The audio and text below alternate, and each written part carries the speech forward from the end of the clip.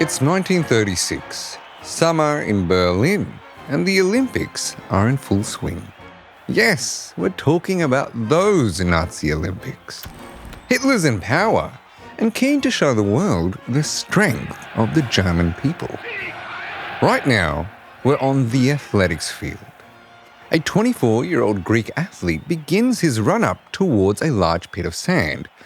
It's the men's long jump, round 1.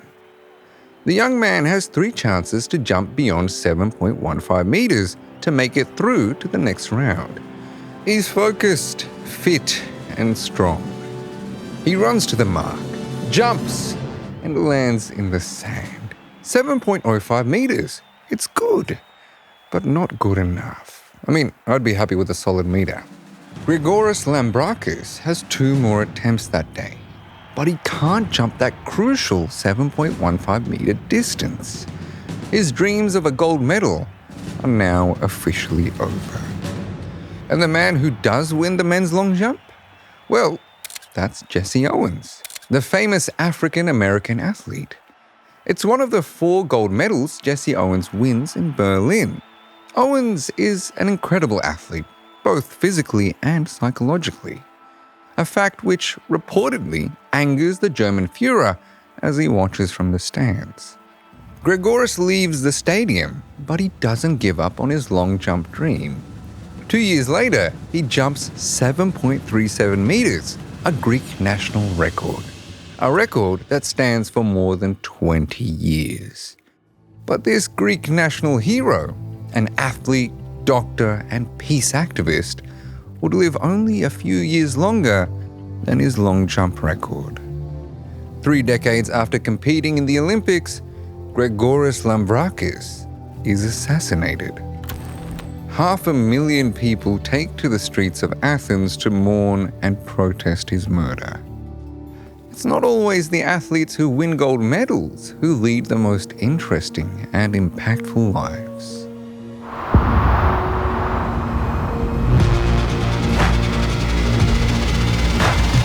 Hello, my friend.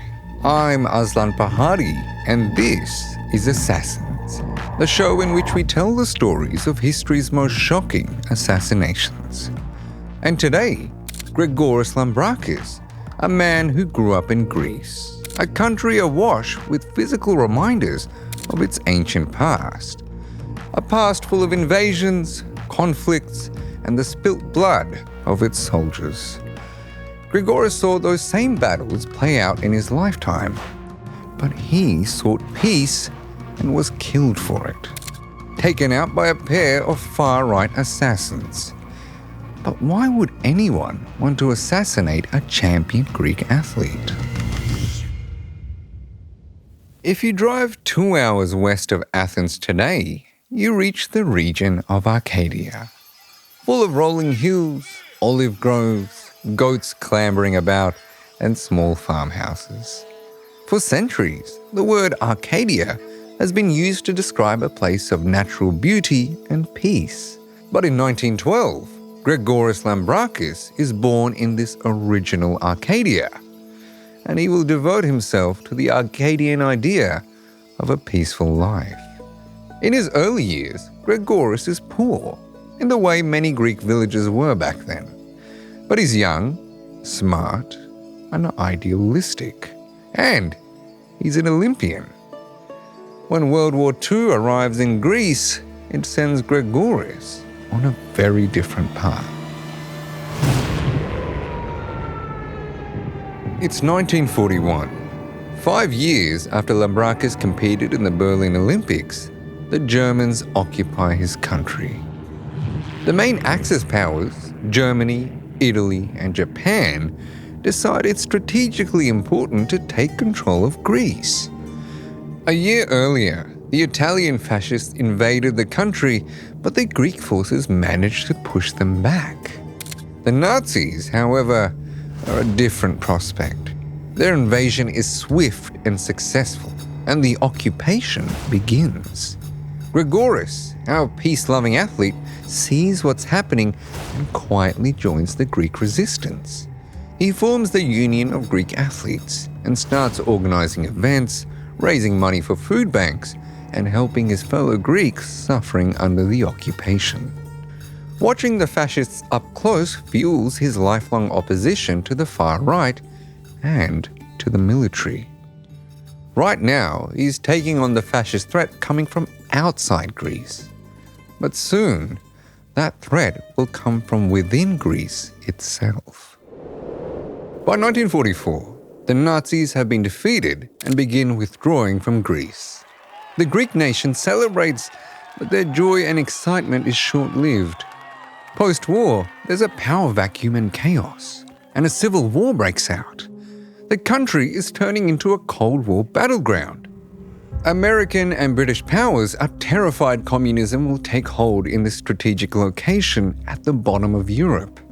They send troops to battle Greece's leftist pro-communist forces, and thousands of civilians are killed and many more die from hunger and disease.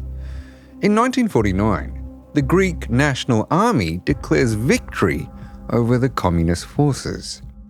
Lambrakis isn't a communist himself, but he identifies with the left and is disturbed by what he sees. Over the next decade, the big institutions in Greece, the government, the military, and the police are all heading to the right. Lambrakis does what he can within the limits of his non-violence belief system. He becomes a doctor and sets up a free medical clinic for women who can't afford medical care. War makes him even more of a pacifist. With the superpowers conducting proxy wars and a nuclear arms race, he shifts his focus to nuclear disarmament. He helps build a large anti-military peace movement, and eventually he runs for parliament as an independent candidate under the United Democratic Left group. And in 1961, he becomes a member of parliament. As his popularity grows, so too does the threat he poses to far-right forces in Greece. It's April the 21st, 1963, 2 months before Grigoris' assassination, the day of the first ever marathon peace march in Greece, an event Grigoris has organized. This peace march isn't just the length of a traditional marathon, it's taking place along the original marathon route. There's a lot of things the ancient Greeks invented, and the marathon is one of them. It's 490 BC, and after a difficult battle, the Athenian city-state has just defeated the Persians. They call for a messenger to run the news of victory back to Athens, but Athens is a long way from the battleground at Marathon, just over 40 kilometers. The messenger Pheidippides runs without stopping, arriving exhausted. He's said to have shouted, "We have victory!" and then he collapses and dies. Historians disagree about whether this story is true or if it's a mishmash of real events. Pheidippides does seem to have been an actual messenger in ancient Greece, but it's actually a famous Robert Browning poem from the 19th century that first tells the story as we're telling it now. That spring day in 1963, the Marathon Peace March organized by Lambrakis follows in the original ancient marathon route. The government tried to ban it, the police tried to stop it, and many protesters are arrested. In fact, for a lot of the journey, the only person marching is Grigoris himself. All those years of Olympic-level training give him the psychological grit to keep going. His status as a member of parliament protects him from the police, but they're not a group he can trust. He arrives in Athens tired and proud, but only a month later, Grigoris Lambrakis will be assassinated. The scene of the crime is Thessaloniki, the second biggest city in Greece. The leftist Greek MP, Grigoris Lambrakis, has just finished speaking to a crowd at a large anti-nuclear demonstration. The area has been cordoned off by over 100 police, and yet, somehow, a small vehicle breaks through and starts in the direction of Lambrakis. It's a Greek-made three-wheeler pickup truck. It looks kinda like a tiny truck dropped onto a motor scooter. In the vehicle are two men, far-right extremists described by many as zealots. Bystanders are confused by what's happening. How did a vehicle get past the police? And why aren't the police doing anything? The vehicle approaches Grigoris somewhat slowly. It's almost a comic scene. One of the men holds up a large club, and as the vehicle passes, he swings hard, hitting Grigoris directly in the head. Grigoris crumples to the ground. A witness, later nicknamed Tiger, sees it all happen. He races to help stop the assailants getting away and jumps onto the little truck. The crowd of bystanders see it all happen and yell to the police to do something. The police are slow to act, but with so many people watching them, they eventually have to arrest the pair. Grigoris is rushed to the hospital in Thessaloniki with a serious head injury. A Greek chorus of friends gather at his bedside, including his wife Daphne, the famous Greek musician Mikis Theodorakis, and the poet Yannis Ritsos. Lambrakis holds on for 5 days, but then dies on May 27, 1963. A lot of what Lambrakis has spent his life trying to prevent comes true after his assassination.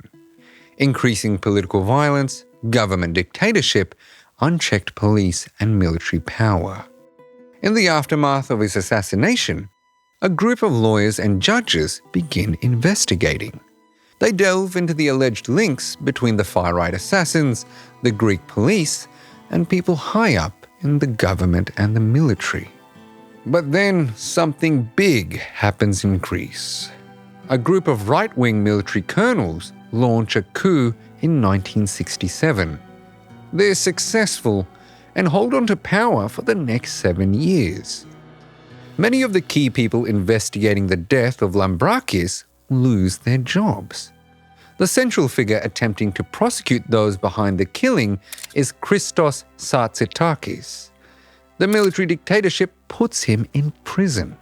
And even more damning, one of the first things the colonels do when they seize power is pardon and release the two assassins. But something else happens after the death of Grigoris Lambrakis. Graffiti begins to appear on walls all over Athens, and then other parts of Greece. A giant letter Z, because in Greek, Z can also mean he lives. So a resistance is growing, and many continue Grigoris's work. His opposition to the arms trade, to nuclear weapons, to all forms of war and political violence. A group even forms in Australia in the early 1960s, thanks to a large and passionate diaspora. It's called the Greek Democratic Youth of Australia. Later still, in 1985, once the colonels and the dictatorship are long gone from Greece, the prosecutor Christos Sartsitakis is back. He was jailed for trying to expose the links between the two assassins and powerful institutions in Greece. In March 1985, he becomes the country's president. Every November, the Athens Classic Marathon retraces the steps taken by the fabled ancient messenger from the town of Marathon all the way to Athens. Since the 1980s, the race has been formally dedicated to the life of our man, Grigoris Lambrakis. The 42-kilometre race begins amidst dry rolling hills and the impossibly blue Aegean Sea. Along the marathon route, the scenery becomes more modern, with main roads and traffic and a lot of concrete. But at the beginning, when the starter gun fires and people are still fresh and full of energy, the runners will see a large bronze statue. It's of Nike, the winged Greek goddess of victory, sending them on their journey. In a country full of ancient statues, this one doesn't attract crowds of tourists, but there she is, promising victory if you're willing to go the distance.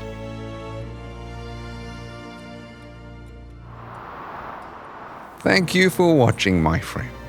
Let us know what you think of Grigoris Lambrakis in the comment section.